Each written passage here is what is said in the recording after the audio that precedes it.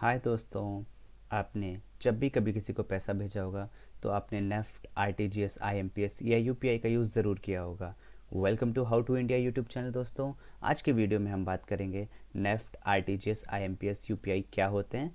तो चलिए दोस्तों शुरू करते हैं। सबसे पहले हम बात करते हैं नेफ्ट की। नेफ्ट का फुल फॉर्म होता है national electronic fund transfer. NEFT से आप पूरे देश में कभी भी किसी को भी पैसा भेज सकते हैं। पर्सन टू इंडिविजुअल या पर्सन टू कॉरपोरेट, यानी आप किसी को भी पूरे देश में पैसा नेफ्ट का यूज़ करके भेज सकते हैं। एक इंटरेस्टिंग बात आपको नेफ्ट के बारे में बताता हूँ कि नेफ्ट से आप, अगर आपके पास बैंक अकाउंट नहीं है तब भी पैसा भेज सकते हैं। तो है ना दोस्तों इंटरेस्टिंग। इसके लिए आपको अपने बैंक में जाना है और अपने बैंक से रिक्वेस्ट करनी है कि वो आपके बिहाफ पे किसी को पैसा भेज दें। इसकी मैक्सिमम लिमिट है दोस्तों 50,000। 50,000 रुपीज़ से ज़्यादा आप किसी को पैसा नहीं भेज सकते अगर आपका अकाउंट बैंक में नहीं है। इसके लिए बैंक आपसे आपकी बेसिक डिटेल्स मांगेगा, लाइक पैन कार्ड, आधार, एड्रेस, फ़ोन नंबर एक्सेट्रा। वो इसलिए दोस्तों ताकि बैंक आपको वेरीफाई कर सके, आपको जान सके, क्योंकि आप बैंक के कस्टमर नहीं हैं। दोस्तों, एक और इंटरेस्टिंग बात नेफ्ट के बारे में ये है कि नेफ्ट से आप नेपाल में भी पैसे भेज सकते हैं। अगर आपका कोई भाई या आपका कोई दोस्त नेपाल में रहता है तो आप नेफ्ट से उसे पैसा भेज सकते हैं। बट यहाँ भी एक मैक्सिमम लिमिट है, वो है 50,000। 50,000 से रुपये ज़्यादा, 50,000 से ज़्यादा रुपये आप नेफ्ट से नेपाल में नहीं भेज सकते हैं। चलिए इन जनरल बात कर लेते हैं। इन जनरल मिनिमम इसकी कोई लिमिट नहीं है, मैक्सिमम इसकी कोई लिमिट नहीं है। आप 1 रुपये से 10 लाख रुपए तक या उससे ज़्यादा नेफ्ट से भेज सकते हैं। पर दोस्तों, जनरली हम 2 लाख या उससे ज़्यादा के लिए आरटीजीएस यूज़ करते हैं। तो नेफ्ट के बारे में और जानते हैं। नेफ्ट दोस्तों हाफ एन आवर के पैचेस में क्लियर होता है। एक हाफ एन आवर के बैच बन जाते हैं, उसमें जाके ये क्लियर होता है। मान लीजिए मुझे एसबीआई से एक्सिस में पैसे भेजने हैं। मेरा एक अकाउंट एसबीआई में है, एक अकाउंट एक्सिस में है। अगर मैं नेफ्ट का यूज़ करता हूँ तो एसबीआई में जितने भी लोग हैं जो एसबीआई से एक्सिस में पैसा भेज रहे हैं उनका एक बैच बनाया जाएगा और फिर उसे हाफ एन आवर के बाद प्रोसेस किया जाएगा। तो दोस्तों ये थोड़ा सा टाइम ले लेता है। इसलिए नेफ्ट की अगर हम 2 लाख से ज़्यादा रुपए भेजते हैं तो नेफ्ट की जगह हम आरटीजीएस को प्रेफर करते हैं। दोस्तों, पहले नेफ्ट लिमिटेड टाइम के लिए था, अब नेफ्ट को 24/7 कर दिया गया है। अब आप इसका पहला बैच शुरू होता है रात को 12:30 से और लास्ट ख़त्म होता है 12 बजे। अब आप 24/7 नेफ्ट कर सकते हैं। पहले दोस्तों नेफ्ट में चार्जेस पड़ा करते थे, लेकिन जुलाई से आरबीआई ने सारे चार्जेस वेव ऑफ कर दिए हैं। अब आपको नेफ्ट करने के लिए कोई भी चार्जेस नहीं देना पड़ेगा। लेकिन हाँ, अभी भी कुछ बैंक इसमें कुछ चार्जेस ले रहे हैं, लेकिन इन फ्यूचर जल्दी वो चार्जेस भी ख़त्म हो जाएंगे। चलिए दोस्तों, अब हम बात करते हैं आरटीजीएस की। आरटीजीएस का मतलब होता है रियल टाइम ग्रॉस सेटलमेंट। आप रियल टाइम में क्रॉस सेटलमेंट, जीएस मतलब सेटलमेंट ऑकर्स इंडिविजुअली, यानी आप रियल टाइम में इंडिविजुअली आपका सेटलमेंट को ऑकर किया जाएगा और आप रियल टाइम में पैसा भेज सकेंगे। तो इसकी डेफिनेशन है, यह एक कॉन्टीन्यूस रियल टाइम प्रोसेस है फंड सेटलमेंट का, जहाँ की फंड्स को इंडिविजुअली और ऑर्डर बाय ऑर्डर बेसिस पर किया जाता है।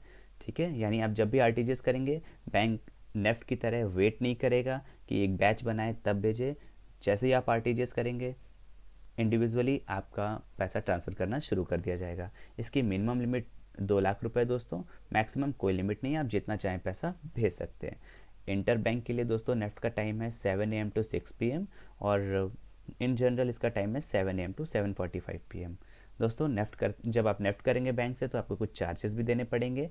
अगर 2 लाख से 5 लाख रुपए तक का करते हैं तो मैक्सिमम 24 रुपये, और 5 लाख या उससे ज़्यादा का करते हैं तो 49 रुपीज़ 50 पैसे। ये चार्जेस आरबीआई तय करता है, कोई भी बैंक इससे ज़्यादा चार्जेस नहीं ले सकता है। दोस्तों, जब भी आप आरटीजीएस करेंगे आपको एक यूटीआर नंबर मिलेगा। तो आप सोच रहे होंगे कि यूटीआर नंबर क्या होता है। यूटीआर नंबर होता है यूनिक ट्रांजैक्शन रेफरेंस नंबर। ये एक 22 कैरेक्टर्स का कोड होता है।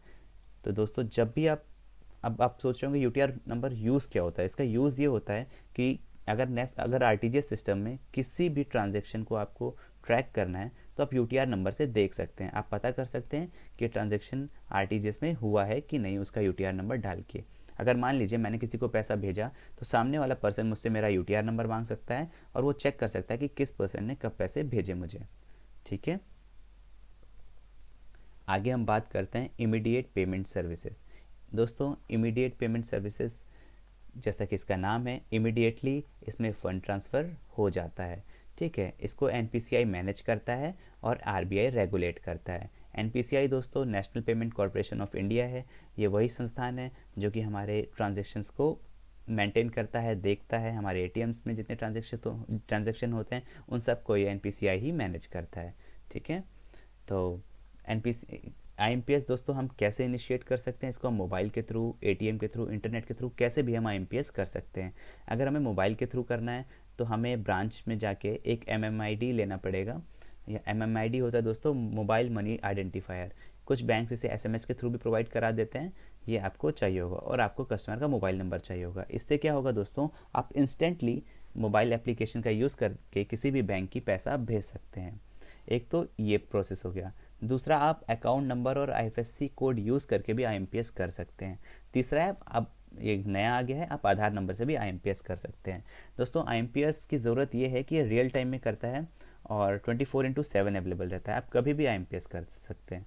इसकी मिनिमम कोई लिमिट नहीं है, मैक्सिमम लिमिट 2 लाख है। आप 2 लाख रुपए से ज़्यादा एक दिन में IMPS नहीं कर सकते। ठीक है दोस्तों, इसका भी कुछ नॉमिनल सा कॉस्ट है। 10,000 से 1 लाख रुपए तक ₹5 प्लस GST, 1 लाख से 2 लाख तक ₹15 प्लस GST। तो दोस्तों जहाँ नेफ्ट RTGS थोड़ा सा टाइम लेते हैं, वहाँ IMPS इमिडिएटली आपके अकाउंट में IMPS के थ्रू पैसा पहुँच जाता है। तो आई होप कि आपको IMPS अब समझ में आ गया होगा। अब बात करते हैं हम लोग UPI का। दोस्तों UPI IMPS का ही एक फॉर्म है, बट एक डेवलप्ड फॉर्म है। ठीक है, UPI को भी NPCI मैनेज करता है IMPS की तरह और RBI रेगुलेट करता है।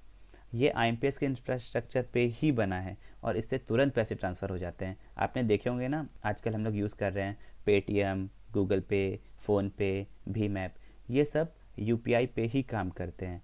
तो दोस्तों जब भी आपको एक UPI ID बनानी है या VPA बनाना है, VPA मतलब होता है वर्चुअल पेमेंट एड्रेस। ये आपका एक वर्चुअल एड्रेस होता है जिसमें कोई भी एक पर्सन दूसरे पर्सन पैसे भेज सकता है। अगर मान लीजिए आपका फ़ोनपे पे एक अकाउंट है तो आपको पहले एक UPI ID बनानी होगी। UPI ID बनाने के लिए आपको आपका फ़ोन नंबर और आपको आपका डेबिट कार्ड चाहिए। जब पहली बार आप UPI ID बना लेंगे तो आपको एक VPA मिल जाएगा, यानी कि वर्चुअल पेमेंट एड्रेस, जिसे कि UPI ID भी बोलते हैं। ठीक है, तो उस UPI ID का यूज़ करके आप किसी को भी कभी भी पैसा इंस्टेंटली अपने बैंक अकाउंट से भेज सकते हैं। UPI का एक फ़ायदा दोस्तों ये भी है कि UPI में आपको एक ऐप डाउनलोड करना है और आप एक ही ऐप में बहुत सारे अपने अलग अलग बैंक के अकाउंट को लिंक कर सकते हैं और उन्हें साइमल्टेनियसली मैनेज भी कर सकते हैं। तो दोस्तों UPI ने हमारी लाइफ को बहुत ही ईजी बना दिया है। अब हमको कोई भी पेमेंट करना होता है, हम इंस्टेंटली अपने मोबाइल से पेमेंट कर सकते हैं। डिजिटल इंडिया में UPI ने बहुत ही बड़ा सहयोग किया है, क्योंकि अब आपने देखा होगा, आप शॉपिंग करने जाते हैं, मॉल्स में जाते हैं, या आपको कोई छोटी मोटी चीज़ भी चाहिए होती है तो आप उसको UPI से कर सकते हैं। आपको कोई भी छोटी चीज़ चाहिए तो आप UPI से उस चीज़ को कर सकते हैं। ठीक है दोस्तों, इसकी टाइमिंग 24/7 है, बट इसकी maximum limit 1 lakh per day है। आपको अगर छोटा मोटा फंड ट्रांसफ़र करना है तो मैं आपको सजेस्ट करूँगा आप सिर्फ और सिर्फ UPI का ही यूज़ करें। थैंक्स फॉर वॉचिंग दोस्तों। Like, share and subscribe How To India YouTube channel.